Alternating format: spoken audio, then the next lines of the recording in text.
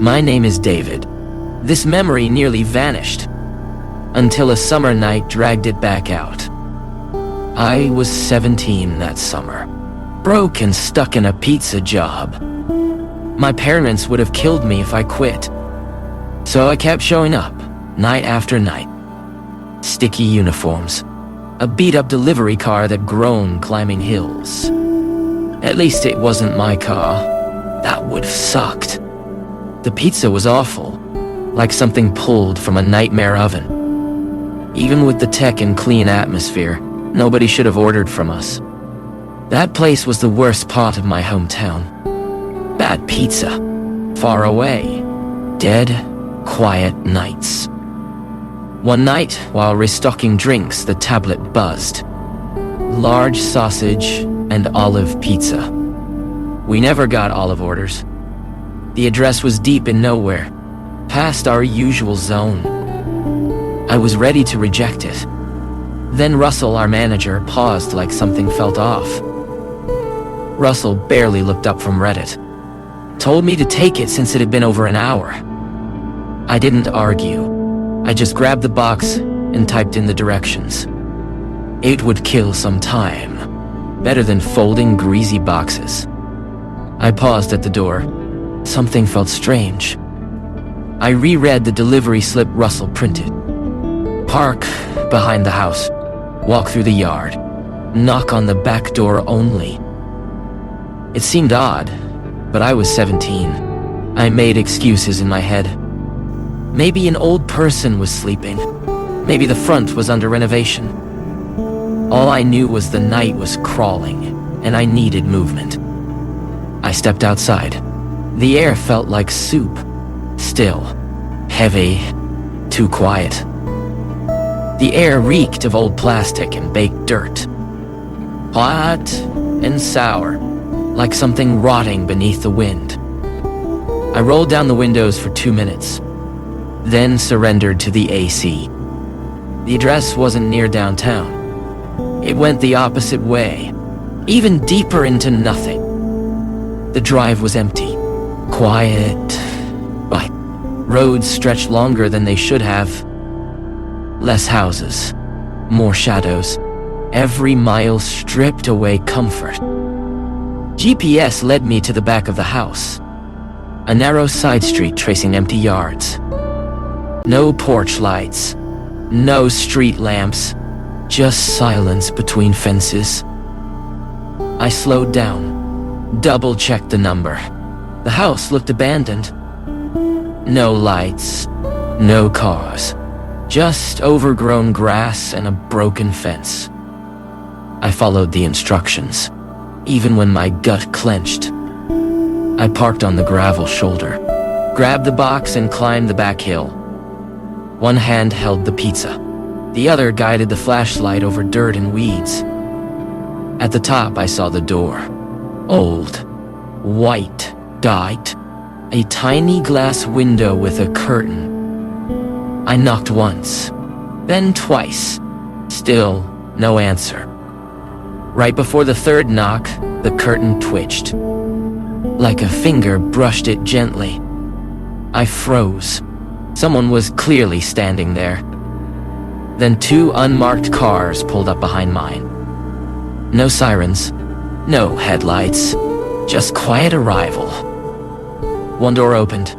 A man stepped out into the glow. He motioned for me to come closer. I thought he ordered the pizza. As I got closer, he flashed something in his hand. It was a badge. He wore regular clothes, no uniform, undercover police. He told me to go wait in my car. So I did, slowly. Sat inside, windows up, eyes locked on their movements. There weren't 2 officers. There were 5, maybe more. They moved quietly. No words, no sirens. One officer tested the door I just knocked on. It wouldn't open. He backed away and nodded. It felt wrong, like watching something I shouldn't.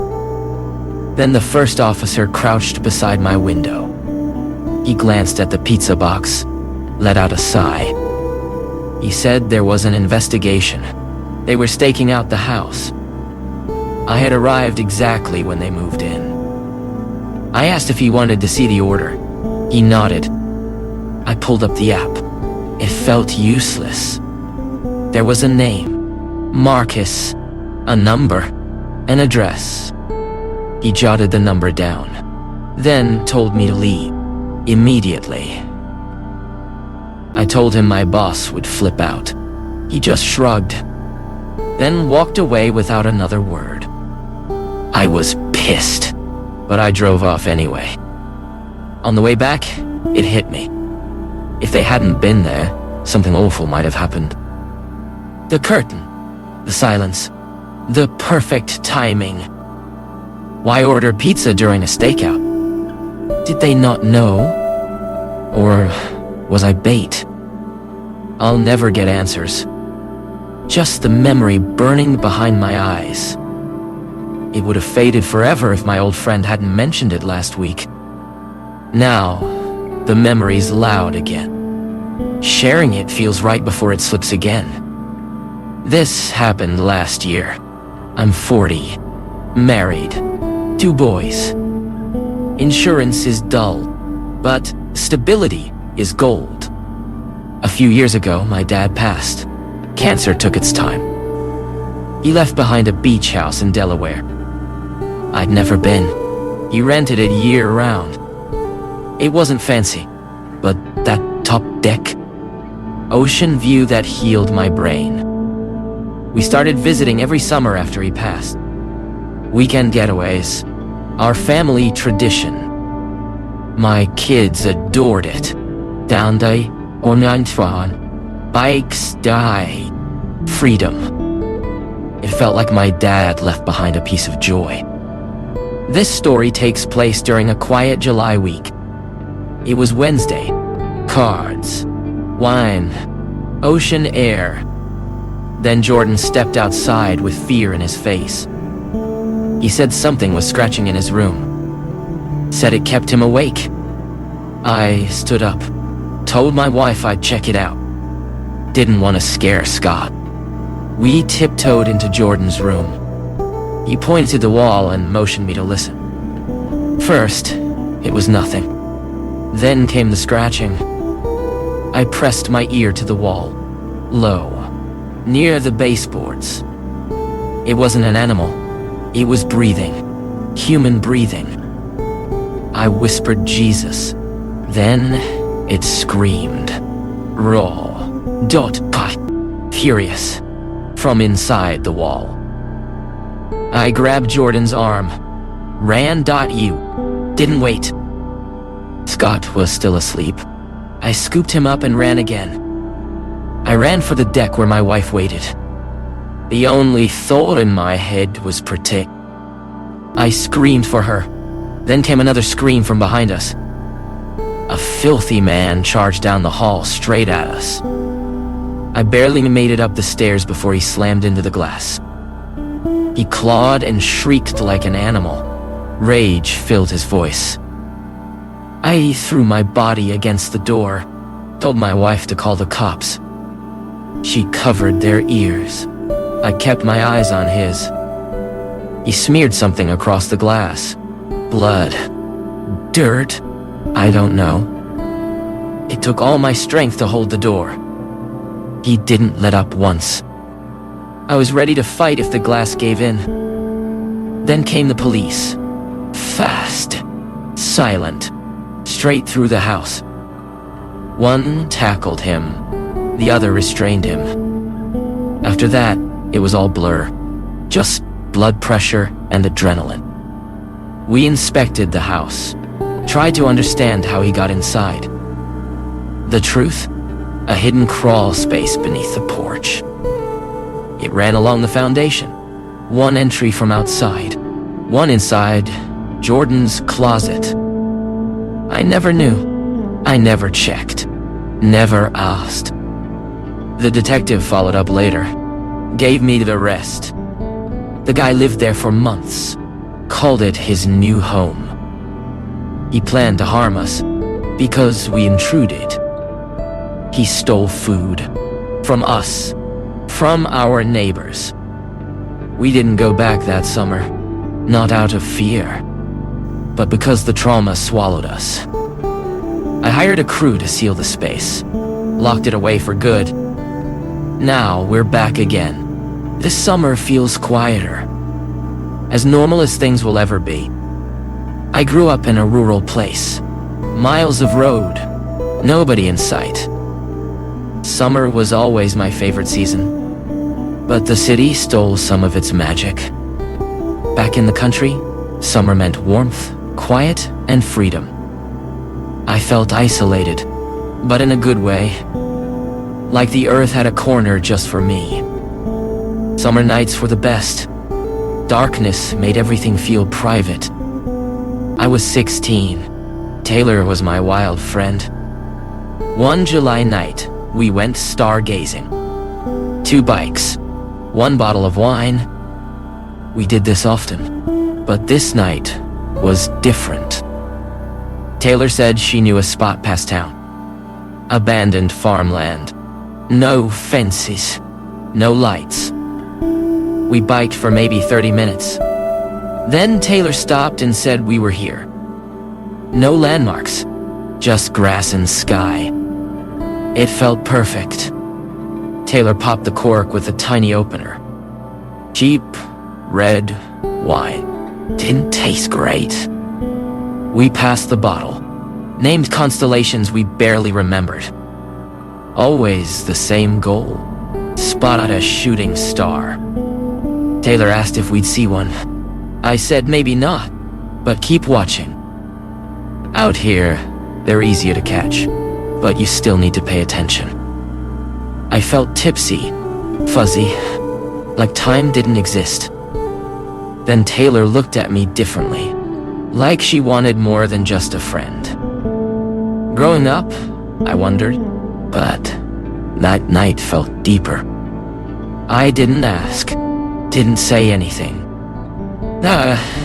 Wasn't something we talked about back then. Could have been the wine, could have been real. Then she said something dumb. We laughed, and a shooting star streaked across the sky. Taylor told me to make a wish. I don't remember what it was. Probably something silly. We leaned back, talked more. The shooting star lifted us. I closed my eyes for just 5 seconds. Felt the wind. When I opened them, Taylor was gone. Not just missing. Her bike too. Nowhere. Gone. I turned a full 360. Nothing. No movement. No sound. The field felt wrong. Claustrophobic got like the stars dimmed. The air changed too. Cold and artificial. Like a new layer of reality. I pulled out my phone. Checked the time. 3 a.m. Exactly. That time stamp burned into my brain. 3 a.m. Exactly. It made no sense. It wasn't even midnight a few minutes ago. I blinked. Checked again. Still 3. Would Taylor really leave me alone? No way. Not her. I called her name. Again and again. No answer. No movement. I called her phone. Nothing. Just silence. I started crying. I didn't know what else to do. I grabbed my bike and pedaled home. That ride felt endless. Terrifying. I collapsed into bed. Still breathless. Still confused. Next morning, I texted Taylor. Expected an apology. Got a question instead. She asked, "Where the hell did you go last night?" I told her what I remembered. That I woke up alone. Then she said she was the one who woke up alone. And I was gone. She waited for me. Over an hour. Then biked home.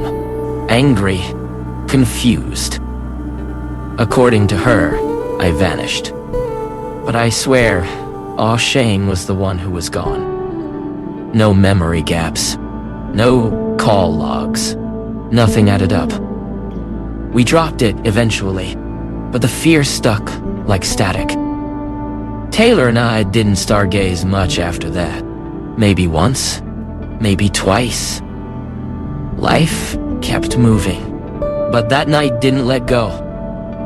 I wouldn't call myself superstitious or a believer in the paranormal, but everyone who hears this thinks otherwise. Maybe she lied to me. Maybe not. Maybe neither of us understands what happened. I'll never know what really happened that night. But I know Taylor still wonders too.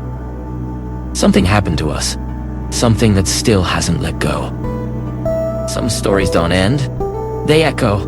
They wait. If you've ever felt the silence stretch too long, you're not alone. Comment below which story haunted you most. Subscribe to Sable Sleep for more nightmares and true horror.